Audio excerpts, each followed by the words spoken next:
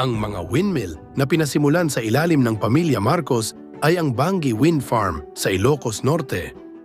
Ito ang pinakaunang wind farm sa Pilipinas at isang kilalang landmark sa rehiyon.